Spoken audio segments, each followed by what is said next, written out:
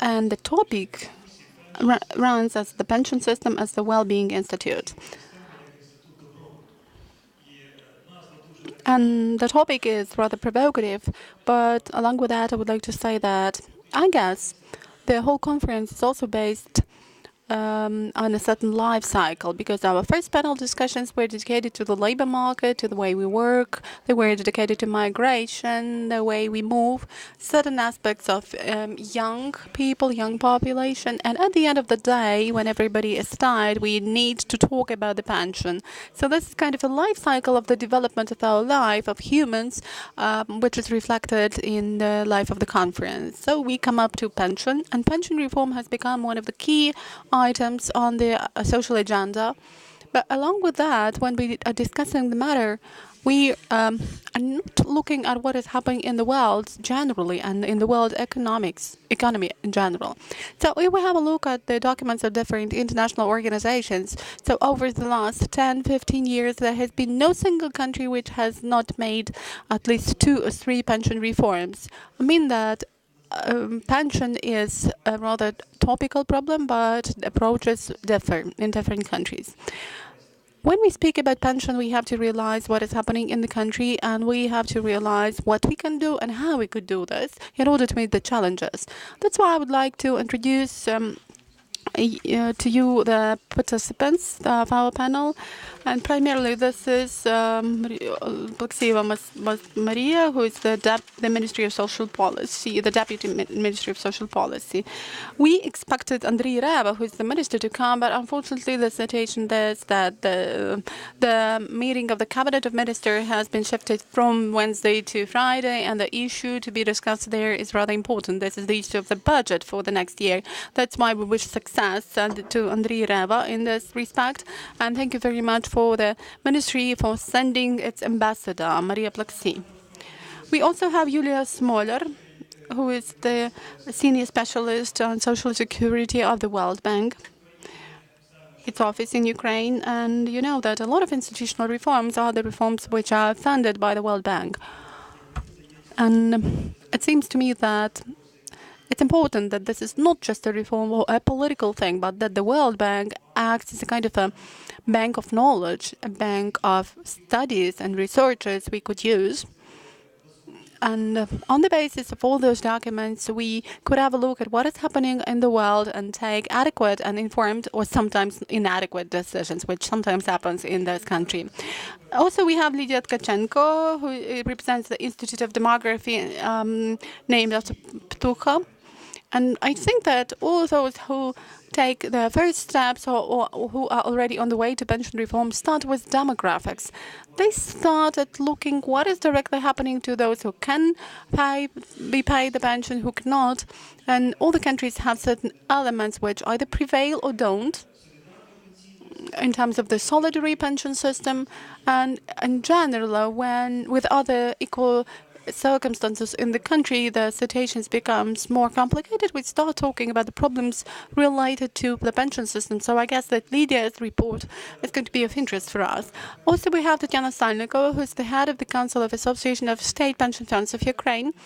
And I think that this is also an interesting opportunity to listen about the to talk about the situation, that if I have certain money and I get into the market tomorrow, whether I have a chance to be provided with the pension myself. So whether we have the infrastructure to support pension funding, because we realize that this is the issue of both the scope of income after we retire, and this is the issue of sustainability of this income. And here are a lot of items to be discussed. I hope that business will talk about this. And finally, we have Oleksandra Betliy, who is the leading scientific fellow of the Institute of Economic Studies and Political Consultations. And we hope that Oleksandra will provide an overview in terms of the social panorama of what is happening with pensions in Ukraine and what needs to be paid attention to. Our panel is rather ambitious, and the agenda is rather ambitious. I hope everybody is going to be interested. So we'll start. And Maria, can you tell us the truth? What is the pension we could expect? Thank you, Ihor. Glad to welcome all of you in this room. Thank you for the opportunity provided to me to communicate with you in the issues which are rather worrying for the majority of Ukrainian residents, and which is the issue of pension. You know, this is a very topical issue since we are on the threshold of the decision to be passed by the Verkhovna Rada on the pension reform. Certainly, if we speak just in brief about the pension, the way Ukraine has covered, starting with 1992, we could point out that now it's already almost 25 years since we adopted our first pension act. First, we had the so-called pension security system, and we expected to have a little bit different financial component involved in it.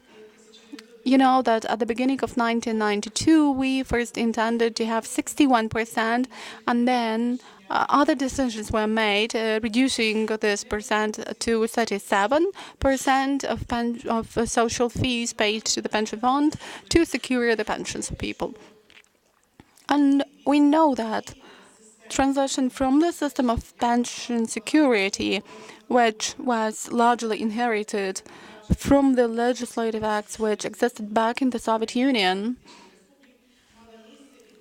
was also available in the legislation on pension security.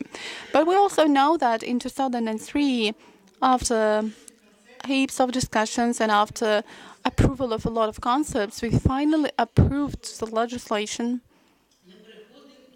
and we decided to move to a three-tier pension system.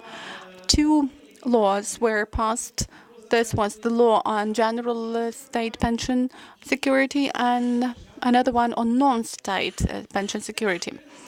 And in this way, we created a platform for having a three-tier pension system in the state. 2003, you know that back in that period of time, a lot of countries in the world already started creating, instead of the solidarity system, the net accumulator system. And I can see a lot of experts in the room who know about the results of this net accumulative system, of its functioning. The results which are available now in countries like Chile and some other ones. And even among post-Soviet countries, some countries started creating this net accumulative system. This was, let's say, Kazakhstan, because in 1998 they started creating this net accumulative system. But time shows us that we need also to have the solidarity level, the solidarity tier, in order to provide security for people. And Ukraine has chosen the three-tier system. We use the solidarity component. We also involve creation of a voluntary pension system, which is entitled non-state pension security. And also in our law, 1058, dated 2003, when we launched this new pension three-tier system. Also, we had the second level declared, which was this accumulative pension system of mandatory, which is a mandatory tier. Starting with 2003 and up till now, a time span of 13 years has elapsed. What is our outcome? The outcome is that thanks to different political motivations, we have this system shifting from the pension security system declared in January 2004 to the system of pension security again. Why? If we have a look at the legislation dating 2004, really we had to create the net insurance system, which was to rely on the fees of insured people and on the corresponding payments made. But we started creating different premiums, bonuses, additional payments to adapt to the pension, and with time they became more popular. And as far as pension is concerned, they started taking a large share. If we talk about today, we have 11.7 million pensioners. This is statistical data. And again, currently, if we take the number of insured people who create a resource for a pension payment, so we have 13 million people. So I think that it's not difficult mathematics, and you can see that the figures are almost one-to-one, almost. So it means that each employed person should maintain one pensioner, and we realize that this is not enough. From your salary, you have to you can calculate it right now that our salary is, let's say, 5,000 and 22% of my salary, which is not enough to provide for the pension of our retired people. What else do we have? I talked about bonuses, premiums. Well, really, a large share of them goes to those pension payments because starting with 2003, we have had the ongoing rise of pension up to the living standard. And before the law on the general state pension insurance was passed, a decision had been made that the pension should cover the level which is not lower than the living standard, the living minimum. And that's how we started making additional payments. We could insure that out of the insurance fees, and definitely the source for them was the state budget. And now we have all those payments, all those fees, and we can see that 67% of pensioners now get the pension at the level of the minimum amount of pension. But definitely, every year we pass the decision to increase the level of the minimum pension. But nevertheless, we leave behind the pensioners with whom the pension was calculated not on the basis of the minimum amount, but the people who had higher salaries, had a longer work record, and these people still stay on the same level, on the level of the example I will tell you about. Let's say I have my grandma who is 90 and mother who is 80 years.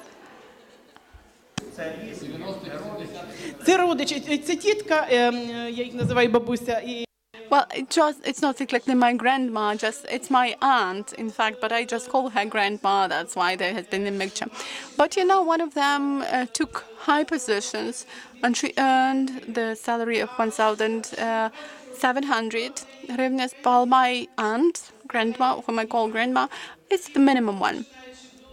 And therefore, they have the difference of 67 hryvnias in the size of the pensions. And, you know, the government has had a look at all those payments we are now making and at this injustice in pension coverage, and has decided that we need to change the situation. And what the government now suggests are the suggestions which have been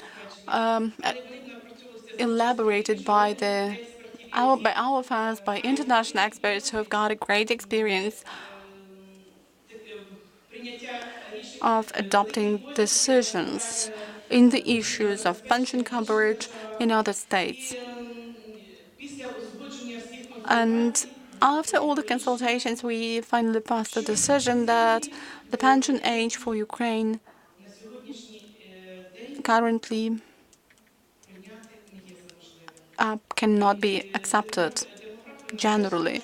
And the demographs, the scholars dealing with demographics also will tell us that the average age of men is very low now in Ukraine, and you know all those issues which affect our demographic indices. The only way seen by the government today is increasing the work record. Why? Because people need to be motivated to work. We know that starting with the age of, according to official statistics, according to the Ministry of Statistics, as far as economically active population is concerned, we have 22 million people. And out of the people who pay the pension fees, we have only about 10.5 million people. And for all the others, the state has to pay the insurance fees, both for mothers who are now on their maternity leaves, and also we have to pay insurance fees to people who are taking care of the disabled people belonging to the first category and servicemen. So for 1.5 million, we have to pay those fees. I mean, the state has to. But all the other residents don't pay those fees. That's why it's a problem. And the motivation of the government to increase the income to the pension fund was adoption of those legislative acts, which are not exactly the ones we would like to have, but anyway, there was a reduction of the unified social fee, and 22% was the level accepted to really make both business and those illegal businesses move to the surface for them to fill out the budget. But for sure, still the number of insured people increased just a bit, and now we have the figure of 13 million, that we used to have 12,800,000, which means that this small number of insured people shows that now we have to take measures to teach people pay their fees to have their pensions further on.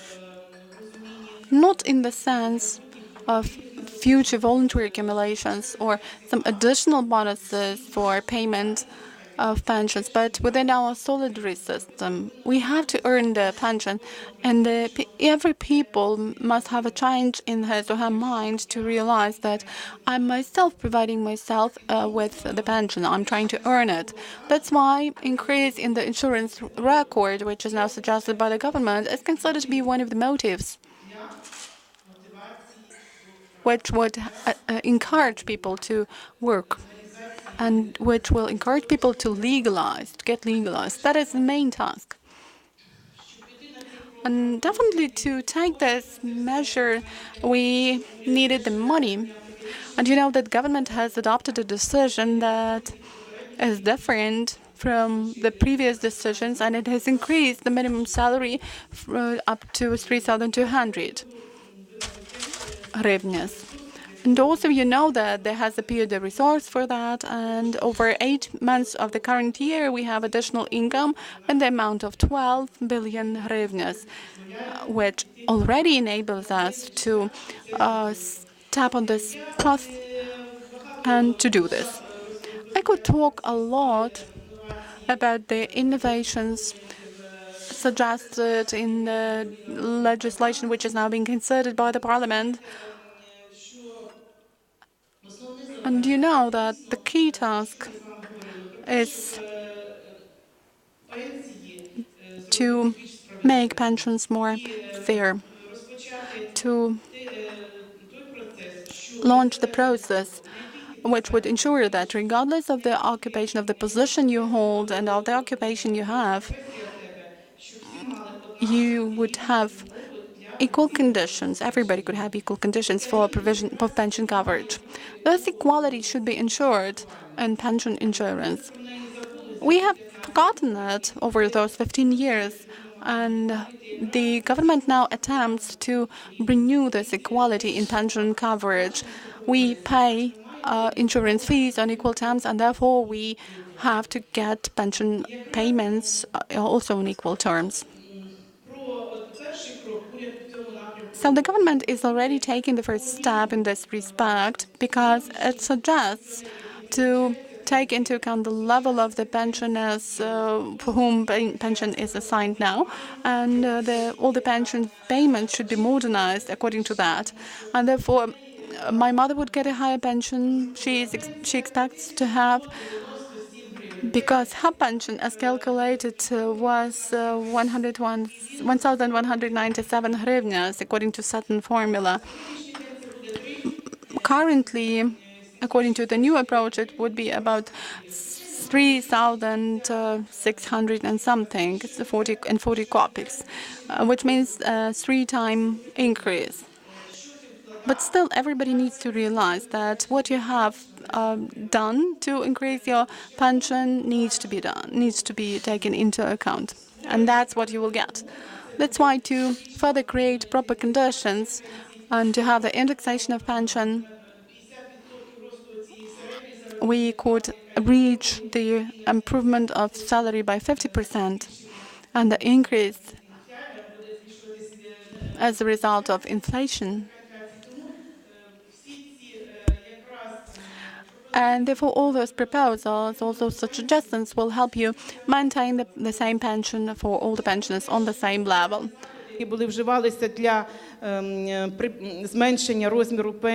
And all those unpopular measures that were taken to increase the pension of a lot of pensioners who still work starting with October last year should be renewed. That's the suggestion of the government. I'm sorry, probably I have taken up a lot of time, but I think that you are more or less familiar with the innovations, and I hope that next week we will hear about those innovations from the parliament already. Thank you to everyone. Thanks very much. Now, let's do it this way because we're slightly late. We started late. We're going to finish late. Let's listen more to our colleagues. Let's make like a discussion. I would like to therefore pose a number of philosophical issues. Ms. Maria said a number of times about the restoration of renewal of social justice. So what in the world is social justice? Economically speaking, let's talk about socially equitable or justifiable pension. Everyone wants a great pension, but what is a socially equitable pension? That's number one question. Number two is that future behavior of a retired person to be a pensioner, to be within the solitary system. There might be certain problems, and I can see the amount of pension today. And so it's not really an encouragement, not a stimulus. So how do we make it into some conscious financial behavior? And another important issue, let's talk about the legalization of the Ukrainian labor market.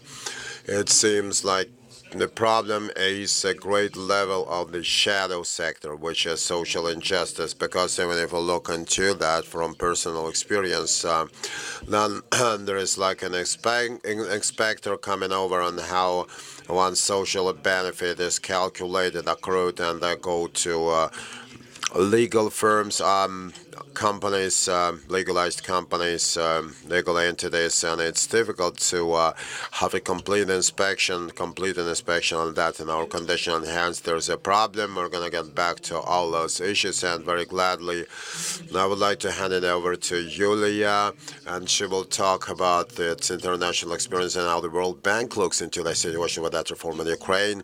Thank you for the possibility to state my vision. That's true. The World Bank, and it was not financing that it was engaged in, but was actually a consultation more than payment. Reform-wise, not always we had a commonly shared position with the minister, but eventually, we reached consensus on the majority of key, most important issues, and therefore we achieved a good result. You all have spoken a lot about the problem of the current pension system. It is not viable, neither financially nor socially. and it will require some huge money from the state budget, and that will be an extreme burden on the shoulders of the country. Number two, lately those benefits, social payments, pensions were going down. That trend would be continued unless you make changes to the formulation on the indexation on compensation method. So the government had a difficult thing to do on how to reform that system from the social and fiscal point of view. But how much the international experience covers that, it's difficult to say. International experience does not provide unified recipes. Something has helped, something hasn't, but our opinion is that international experience provides you with the opportunity to abide by certain principles that the governments might be guided with when it comes to reform development. So in my presentation, I will try to use those 5 principles so as to have a look at and evaluate the reform that was proposed as the draft with the parliament. They voted for next week, if I'm right. I will walk over the 5 principles. Number 1, there is an obvious social principle that elderly people deserve social security and minimum provision, some wide scale and very low level living standards, and deep poverty is inadmissible in good society and needs to understand that pension, though might be something, the principal thing to rely on. There are other benefits, social benefits, social payments for the poorest people that are elderly. From the point of view of security, the draft law stipulates guarantees, minimum guarantees. For example, at the age of 65, even if you don't have enough experience, payment should be guaranteed on the level of minimum subsistence level, but the length of experience, duration of experience will be, if that's over 25 years, the pension will be guaranteed as 40% of one's minimum wage. That's what the draft law contains, and at the same time, there is such a thing that a concern goes at odds with the intentions. The proposal was to have a transition period where a person short of the proper length of experience might have some temporary benefits. All those transition-related interventions are built up not to undermine the system, but everything like and it's not to provide with better conditions those that are already retired, and everything should be thoroughly calculated to avoid excessive financial burdens, because the system is already problematic in terms of this. And in our opinion, this program, if it has to appear, should have a pretty clear implementation pattern. It's better to have not a new payment, but you better rely on the existing program of social benefit, social security. We still can borrow something from the leftovers, and so we need to pretty thoroughly calculate how much will it cost to the state to introduce such a program. Another principle is flexibility. When one retires, flexibility and opportunity to work more once you can afford that. From that point of view, the draft law has some innovative element of the so-called experience corridor, length of work corridor,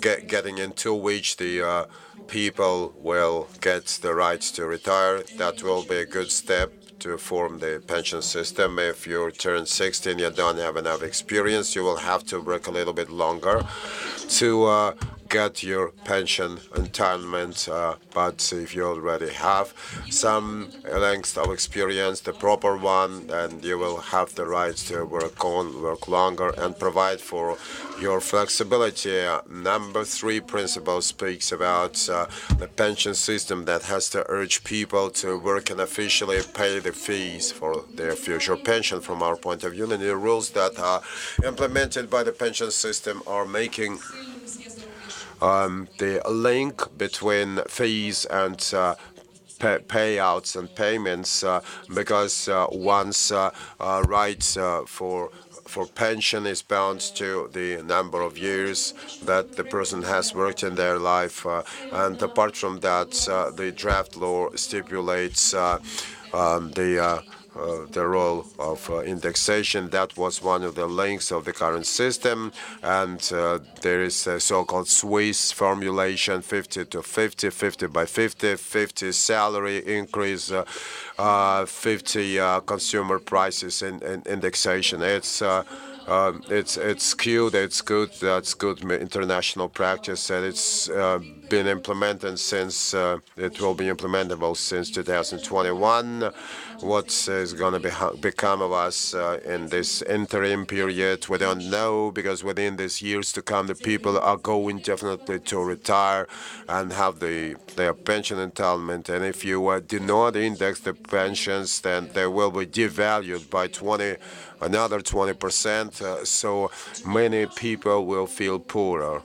So in our opinion, the rule of indexation should be operating already since 2019, and just to prevent the reform from defaming that has already been launched. And the 4th principle is calling for a comprehensive approach to reforming pension fees, pension pays, retiring. All these 3 parameters are mutually related and have an impact on the balance of the system.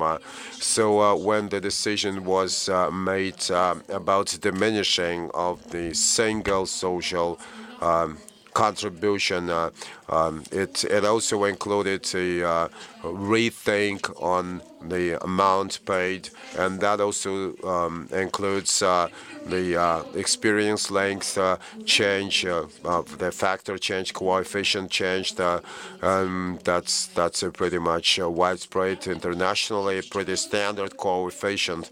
And what makes it even more important is that the transition from 35 to 1 within the indexation, and that transition period is written in such a way that during that transit period, the people are about to retire. There should not be a lot of gap between the rest of them and those ones, so that they don't feel the aftermath of that transition. Apart from that, we should not forget that is one of the factors to withhold the deficiency of the pension fund. The pension fund will always be deficient, but there will be more controlled way of supporting it from the state budget. And 2 last principles. One of them is that special pensions that are accrued according to one's trade shall be better reformed, according to the pensions that are payable on general conditions, and that stipulates other different programs with different additional contributions. So the government proposed that the formation of those pensions should be postponed. Further risks and further rights shall be provided for by additional contributions, and the World Bank that has experts on those issues, and there are people ready to get engaged and to work on the development of such programs. A couple of words about the 2nd level. I think that sooner or later the issue is about to emerge. Does the bank have a position, is the question. If there is no such position, the country will decide whether it wants to implement that saving system, the accumulative system. The only thing to be said that the 2nd element will never replace the solitary pension system. That should be there should be a clear understanding of of the goals and objectives, therefore, and that it should be funded by additional contributions is about to branch off, deviate the contribution to the solitary system, but the deviation of contributions will make it even more deficient and will infringe even more the interests of current pensioners. Thank you very much. My conclusion, therefore, was willy or nilly. That's a solitary system that was, that is, and that will be. Another question is which particular option will be operating workable. Let's get to our next presentation. We all spoke about demographics, and Miss Lidiia is going to talk about the real state of affairs. Please raise your hands who consciously and gladly pays the single social contribution fee.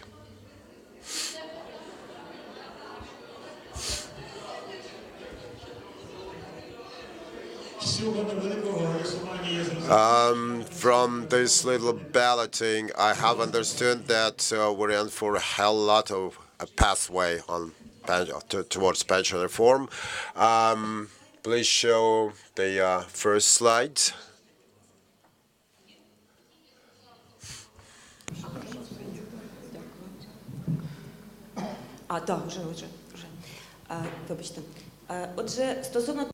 Now, concerning by how much this picture is realistic, what do we have now? Demographic situation.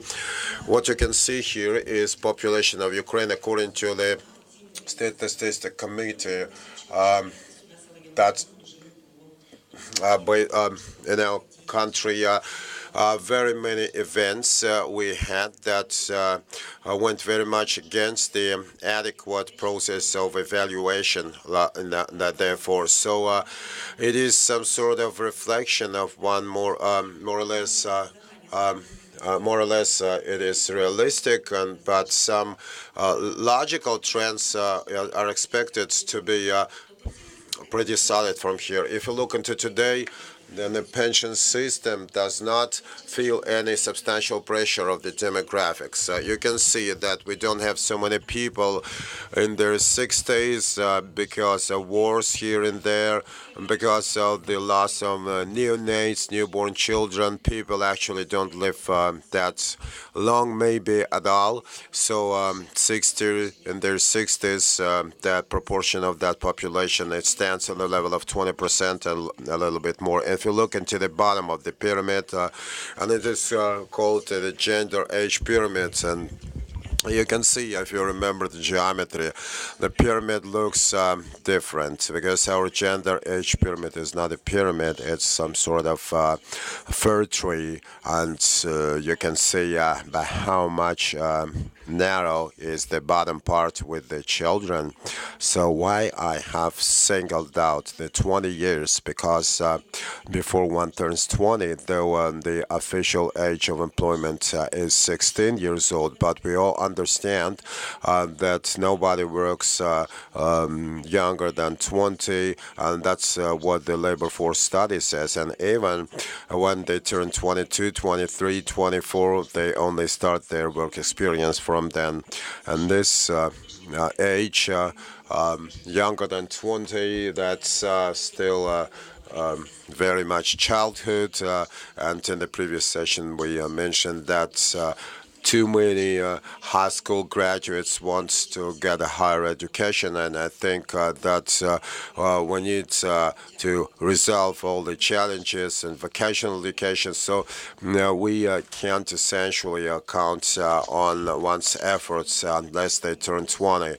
So today we can see that those generations do not show on the labor market. It is therefore instead filled by the generations born in the 60s, 70s, 80s. You can see the women and men, males and females, left to right, and you can see the demographics and born in the 80s when the governments took measures to improve the birth rates in the country.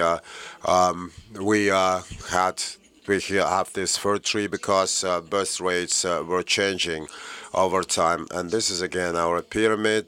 This is only convergence, and this graph demonstrates the age groups on how the ratio between them will change in time.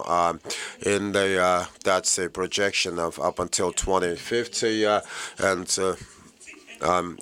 you can't really check on the figures, but it's just to understand what we are in for. Retirement, 60 years of age, and that will be pretty multiple in numbers, pretty high numbers, generations that were born in the 60s, 70s, 80s, and there will be no expected major increase in birth rates, and the numbers of newborns will be about the same if you take the population in there before the 20s, but the population will grow. So able-bodied age brackets 20 to 50, not according to the legislation, but close to the legislation. And in fact, what we're going to have, this number will go down. What will it bring about if we take purely a demographic ratio? How many people we have at the age of 15, 9 that fall into році на цьому графіку я вивела такі ключові цифри. So today we have per person at the age of in their 60s we have 2.6 able-bodied people, and here already by the early the 30s, that will be and 2030s, that will be 2 people, and by the end of this period will be 1.5 person. So really, this is a pretty obvious trend, and of course, these employment figures and the level of participation or one's participation in pension insurance, the system, be it solitary and accumulative system, it is destined to have some demographic challenges. So what are the conclusions? We have spoken about reform to be, and you're more or less familiar with them. That topic is pretty well represented. Those modern activities, interventions do not stipulate adequate responses to the demographic challenges that we're facing here. If you have noticed, there was it's 2020, 2021, 2022. What is expected that there will be a wave of that there will be a generation born in the 90s that will achieve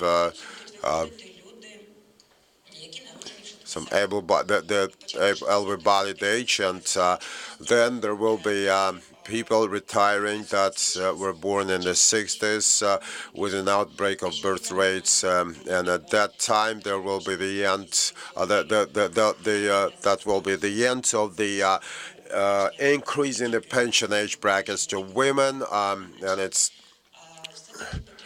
Still, we need to understand that this unfavorable course of demographic waves related to the number of generations of different ages and the end of the pension age increase or raise to women will be a great challenge to the pension system, and the interventions that the Reform 2017 it's absolutely clear that if you take into account of high requirements about one's length of experience,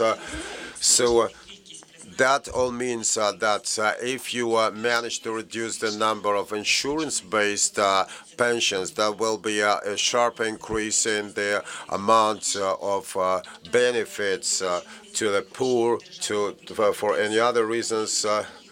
So if people don't take money as pensions, they will take it as social benefits. So there will be no economy of the public money because the top bracket of age, 60 years of age, is stable, solid. There will be pension corridor and so on. So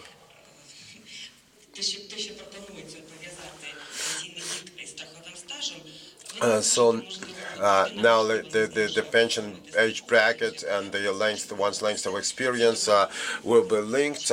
So you can't go into insurance, but you will instead go to a benefit. And in the first 3 years, there will be temporary benefit, and the pension won't work.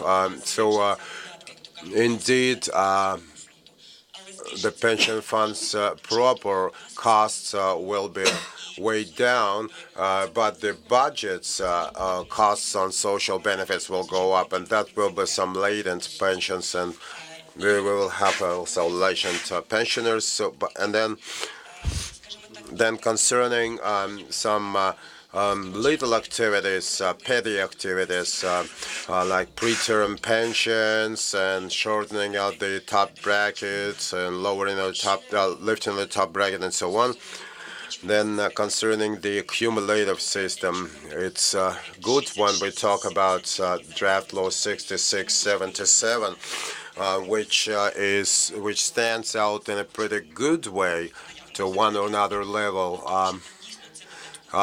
Because there are additional contributions, and everything is going on not at the expense of state commitments and state money, so it is fiscally neutral to cumulative funds, state budget fiscally neutral, but it should be understood that the people will get their pensions on that cumulative level like 20 to 30 years before that, but up until that time, the pension age people will get their solitary system, and from the state budget via some benefits, direct budgeting, direct subsidies of the pension fund doesn't matter anymore. And again, back to your question, Mr. Ihor, I would like to say that the issue of social justice for the pension system probably has no resolution proper, because for today, and in the light of all the interventions, like pension will be recalculated to the same salary base, doesn't mean everyone will have the same condition, because the people that retired before 2012, they have lower requirements to meet for the necessary insurance lengths. But the people that will be retired after 2015 will meet high requirements for their lengths of experience, but the benefits and insurance base will be lower. They will have to struggle for the money, and that makes the matter practically unresolvable, but insoluble. But to actually manage the behavior of pensioners, to be efforts to be made into employment matter, that's a key to resolve the problems of the pension system. And maybe it could be actually, if not maybe the only, but a pretty universal source that might deal with pretty many issues for our economy in our country. The only thing that one should mind, that then higher conditions to one's length of work, length of experience. It does not stipulate that people will dive headfirst to earn one's experience, and people therefore often don't have a choice in unofficial employment. That's not very conscious, but it's perhaps more of a habit, and this also is the responsibility of the state. Therefore, if you put up pretty high requirements on length of experience, if people after 22, 25 start searching stable work, I can't really be able to earn 35 years of work experience length. at 60. So if no, so this reform, this does not mean that we need to omit the reform for the next week that will put up this. It includes interventions, though we need to be conscious that are unable to resolve the pension system problems. I'm not talking about tomorrow. It will be, but up until October the 1st. But anyway, when the pension, we will feel that by 2020 the pressure of those demographic factors. And here, what we need is the policy of employment. The state should pronounce on the level of all the documents and the way it was made in the EU countries. If we look into the objectives 2020, that also stands for higher employment levels. So people need to work not only to get their pensions, but also to implement themselves, to self-attenuate. Employment is a way of social engagement, social status. So it's very important. And it's very important to for a person to have an activity, but also it's important to make a contribution to resolve problems that have accumulated in our country. So it's good to have a discussion like that. Thank you very much. Thank you. I think that it has been rather an interesting speech. And in fact, to summarize, I have understood two things. They've become clear to me. The first is that the demographic situation is rather favorable for the pension system, but the main problems are still ahead of us, and that's why we have a certain window of opportunities, and we can now do something about it all. And on the other hand, we are making a traditional mistake because as a result of pension reform, we want to solve all the other social and democratic issues. Definitely it won't work. And we have to talk about the efficiency of economy. And finally, I think that such social systems correlate well with the GDP per capita. If we have a look at different countries, we can state easily what we can do, what we cannot do for different considerations. And I don't exactly agree with your latest statement because you have mentioned that let's work with pleasure, with satisfaction, but I would add that let's work with satisfaction and let's pay our fees to the pension fund with satisfaction as well. Because otherwise, working with satisfaction, you will not necessarily get pension accumulations. After we did a kind of a voting, we analyzed, we found out that there are some alternatives which are pension funds, and Tatyana Salnikova will probably tell us about that. And after that, we will have voting on the issue of who trusts Ukrainian pension funds. Good afternoon, thanks a lot. Your statement about GDP per capita has led us to my speech, in fact. When I was preparing the speech, I thought that, okay, I'm an absolute practitioner. I don't have anything to do with the academic community. And I thought that what could be of use in terms of my speech for this conference? And I think that the best benefit you will get from my speech is the generalization of the experience of accumulated system that works in Ukraine and that has been functioning since 2003, because I work with the Association of Administrators of Pension Funds, starting with that period of time. That's why we have some experience of how accumulated pension funds overcome financial crisis, how they cope with недосконалістю законодавства. Insufficient and imperfect legislation, how they work with the state regulation we have. And on the basis of this, we can conclude what could be done, what could be improved in order to create the second tier of state accumulation and to make it as reliable as possible for it to be able to contribute a lot to the well-being of people when they are retired. As far as GDP per capita is concerned, the accumulation tier will start yielding its results not in 25 years, not when people get their first payments from it. It will start yielding the dividends starting with the first year it works. Because this is the money which is accumulated as an investment resource and which gets into the economy and which increases the GDP. In 2015, the World Bank was making a forecast for GDP growth and for the growth of the basic macroeconomic indicators of Ukraine.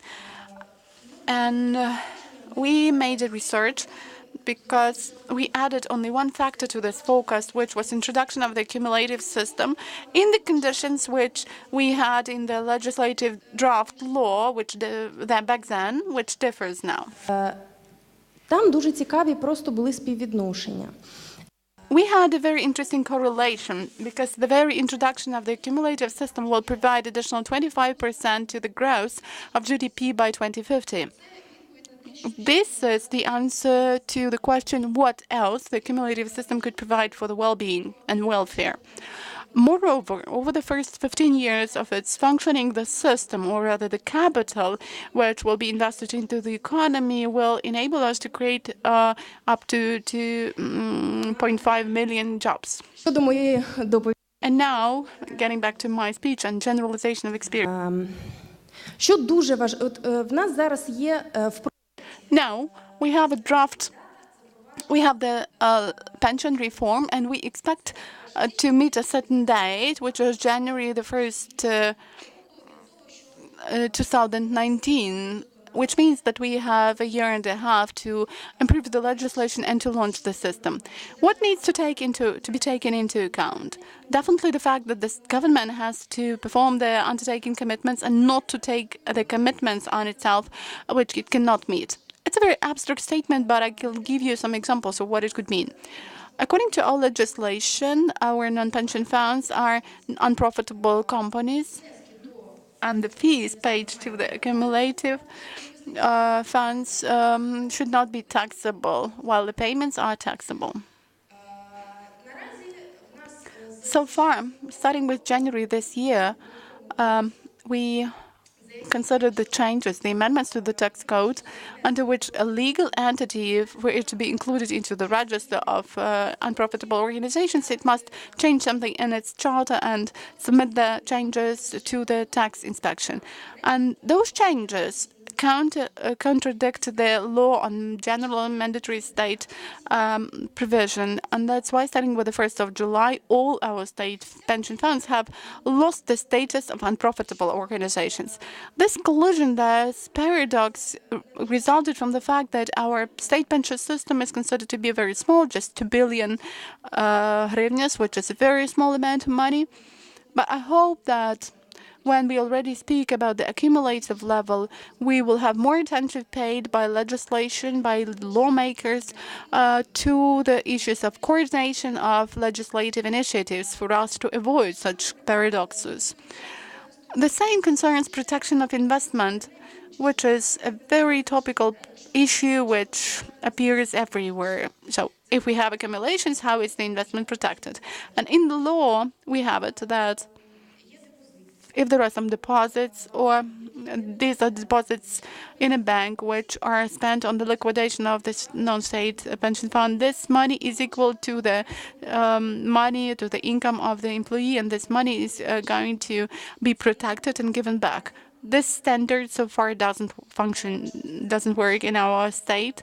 The reason is not quite known, but, well, there are some legal disputes, and courts take the side of those funds, but the decisions of courts are not enforced. And there are some suits submitted to the European Court, and I hope that this will change the situation.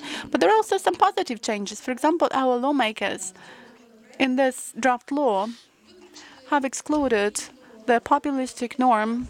They have not undertaken the commitments which they cannot undertake and which are rather populistic. Because in the previous draft law, there was the indication about the commitment of the state to compensate for the cost of assets at the level of the inflation rate. I mean, the indexation was expected to take place, which is absolutely wrong and which presupposes disbalance and disproportion. And, well, they just cannot do it because they don't have the money to take from. Another important issue that there must be a serious change in the approach to the regulation of this market. Supervision, when we talk about the change in the regulation, everybody says that the regulation should be very strict, rigid. It's true, absolutely true, but it's not sufficient. Supervision must also be professional in the system. Why? Suppose there comes a controlling person and he checks whether there is a fire alarm system, whether there are all the necessary certificates about the advanced training of those working and the administrations of pension funds. And these are just papers, documents, and formal signs.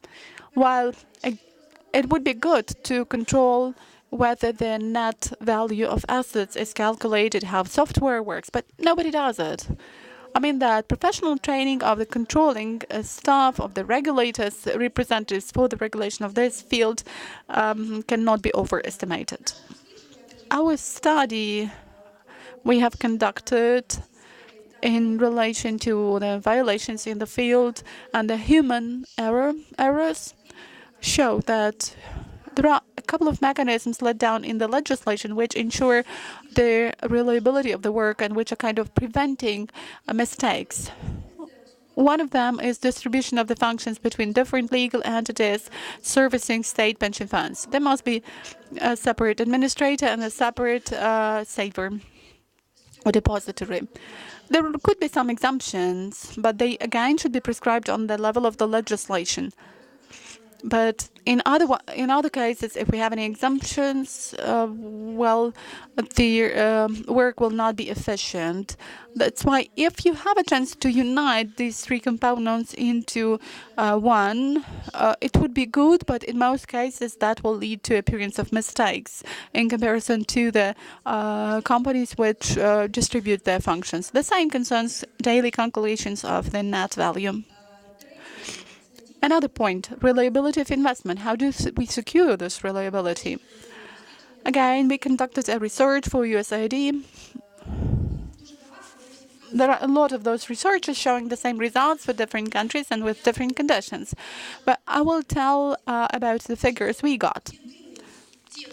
The only important and significant mechanism influencing reliability is diversification of investment. They should be split into different baskets. By regions, there must be regional diversification. We understand this now that we have a situation with Crimea, with Donetsk and Luhansk regions. In case the investment was focused in those regions, the funds definitely lost a share of the investment. Otherwise, where they diversified, the situation would have been different. By currencies, by branches of economy, by investment tools. Because if somebody says that regulation of accumulative pension coverage depends a lot on the stock exchange, that's wrong. Because there are a lot of tools which are not related to the stock exchange, like real estate and the banking sector, deposits,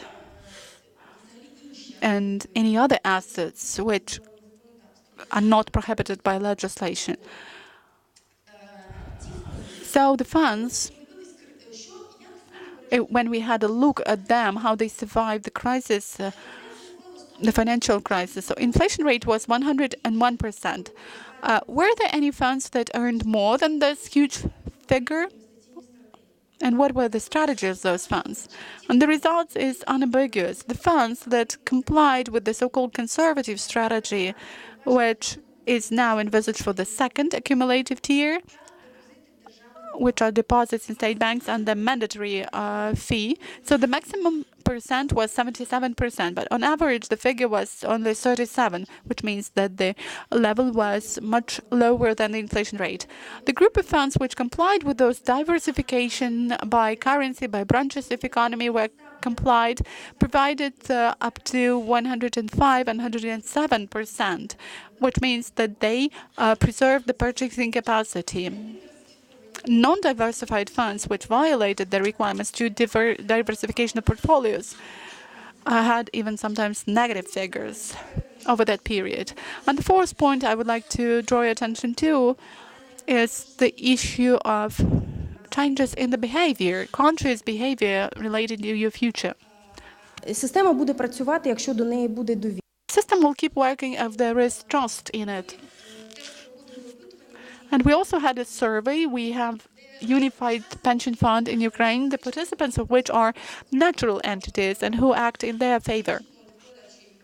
Like legal entities can invest money into other funds, while we have this unified fund, and we had a survey of its participants to ask for the motivation that they decided in their own favor to invest the money into non-state pension fund.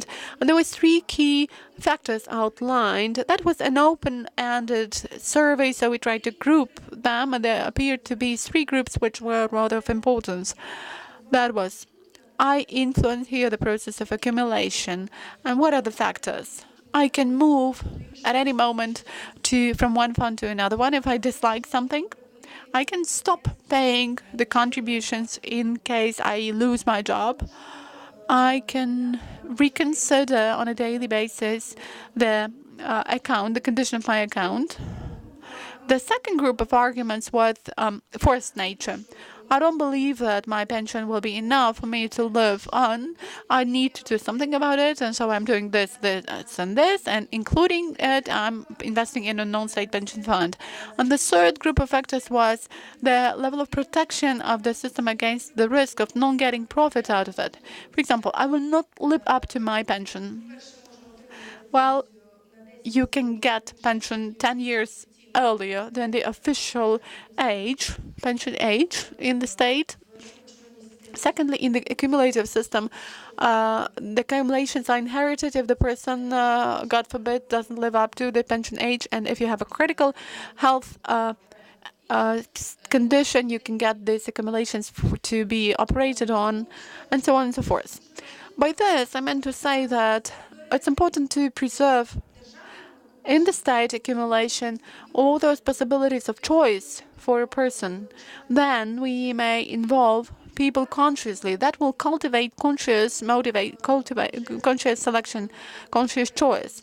And draft law 6677 has been already mentioned today, which was the first legislative initiative which fully deviates from the idea of a single cumulative fund for the whole country, and where there had been preserved the opportunity for choice, to make a choice for every person to move from one fund to another fund. Thank you.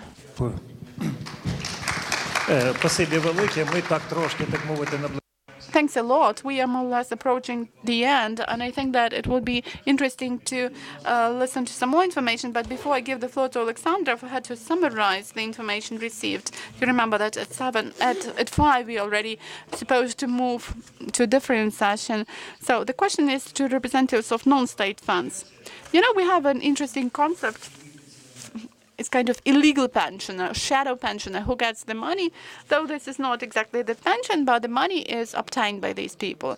Haven't you conducted any studies, any surveys? You know, a lot of people having money get deposits in banks, and a lot of those people are the so-called pensioners. I mean that this is their current or future pension. So do you know how many illegal pensioners you have among those deposit makers? Because, in fact, for many people, these deposits are a format of an informal pension system. It seems to me that it's also a very interesting phenomenon that over a set period of time, your funds and your deposit programs of banks start competing with each other for the money of the people who which is in fact designed to secure the pensions. This is a question maybe, well, if there is no answer to that, so I'll give the floor to Oleksandra. Доброго дня всім. Я дуже дякую організаторам за Well, good afternoon to everyone, and thanks again for the opportunity provided to us to discuss this important topic. And the topic of our panel is pension reform and well-being in general. So if we talk about the pension reform in general, we should talk about the goals. The first goal is to reduce the deficit of the pension fund. Transfers from the state budget is very high, is at a very high level, which will remain in existence for a couple of years. While in future we are supposed to have non-deficit pension fund, but we have to live up to that and to see whether it happens or not. But at the same time, the basic goals of the pension reform should be, and partially you have already covered this, to ensure high quality, happier and longer life of pensioners, which is their well-being, to protect the rights of pensioners and to secure the sufficiency of income when you retire. Why do we have a very high deficit of the pension fund? There are a couple of basic reasons for that, which are low productivity of labor force, which is average salary, which is the key component of the unified social fee. Another reason, which has been mentioned a couple of times, is informal employment. The third one goes to demographic factors, which are going to play a more important role in future, and Lidiia has already mentioned this.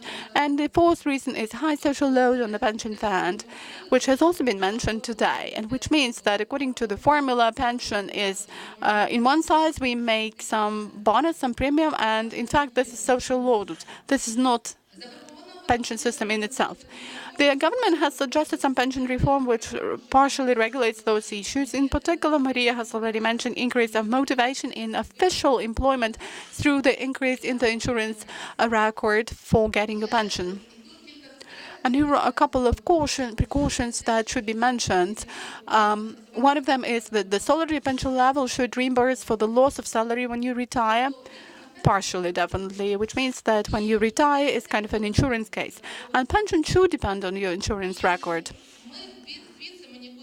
And this is a starting point, and the pension fund has to pay the payments and not social aid, because social aid is another domain, is a different aspect of policy.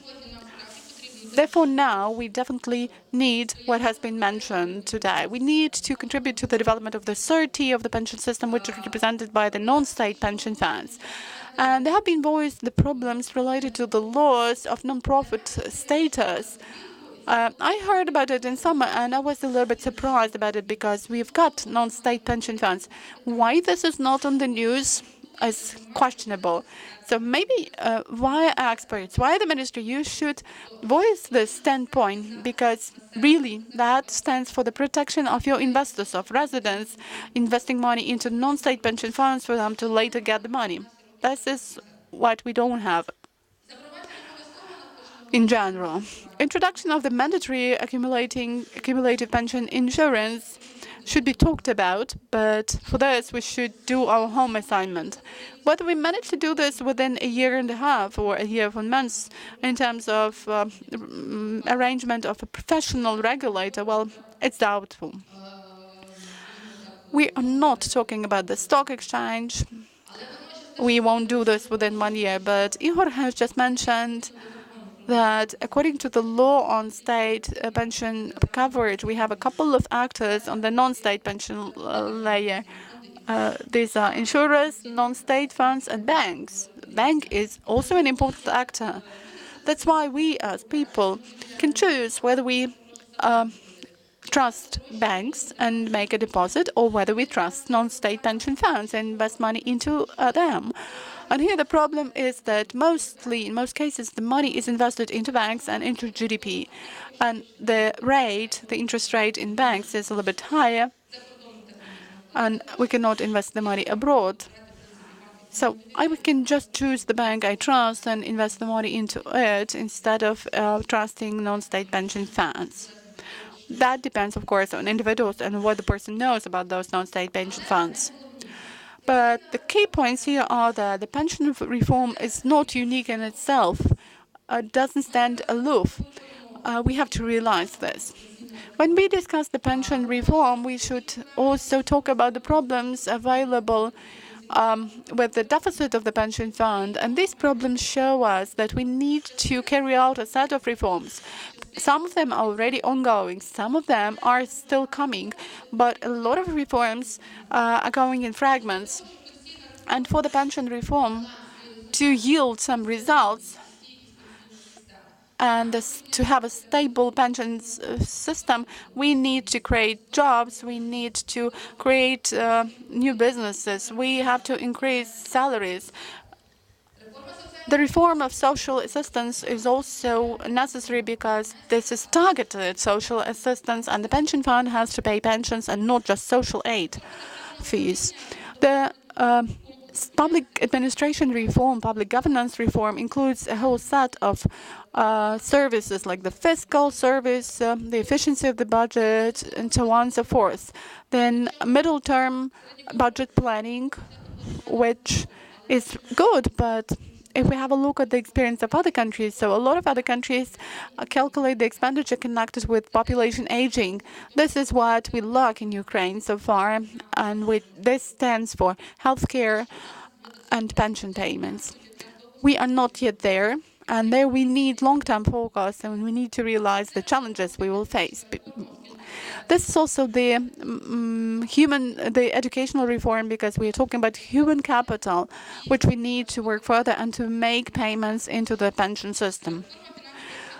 Reform of the financial sector, I've already spoken about it, and also other important changes in other domains. I mean that the government really needs to move at a quick pace to a complex set of reforms. And here is an example which is not related to the pension system, rather recent problems with the cars with Lithuanian numbers, or Lithuanian car plates. If we consider it from the point of view of budget and the fiscal service, the environment component is also there, and somehow our environmental ministry didn't say a word about it. And if we talk about the pension reform, we have to involve a lot of different actors, central authorities among them, which should discuss the reform and tell what they can really do for the pension system to finally become sustainable, and for the pension system to really be the institution providing with welfare for pensioners. Thank you for your attention. Thank you very much. It took us a little bit longer, I would say, and there will be the next session. So everyone broken after lunch. And our ranks are getting rarefied, but I would like first of all to thank our dear speakers. I think that every one of them has provided us with food for reasoning. Ms. Maria, thank you for the point of view. We have to move towards the pension reform, though criticizing it. And thank you, Ms. Lidiia, that she has provided us with a certain idea that the demographic situation is not that good, and as expected to be up until 2020. But after 2020, everyone has to work economically to right the demographic situation. Ms. Lidiia, I would like to thank you for your point of view. Didn't mean everyone, you paid for everything, and when customs, when the taxation was actually, I didn't know you were paying for it. Thank you for the money that you invested in the communication and IT. We just need to find those technologies that you once invested. Ms. Tatyana Salnikova, I would like to thank you. I'm seduced to do so, but it's a question of whether we're ready to, are we ready to invest money into alternative pension funds? That sounds a little bit, I would say, creative, provocative. Might talk about that. So that is the issue Oleksandra mentioned, because the drowning people must save themselves, must rescue themselves, so you need to be proactive, and that's actually the matter of population's awareness and literacy. And I wish everybody to retire and have a pension and be able to work. I wish everybody to have a socially equitable pension, pretty high, and providing us with big satisfaction. Thank you. To the floor on this occasion, I would like just to make you aware that what we were talking about, exemption from the taxation of non-state pension funds, is being considered by the government in favor of the non-state pension funds. Hopefully that will be resolved. So every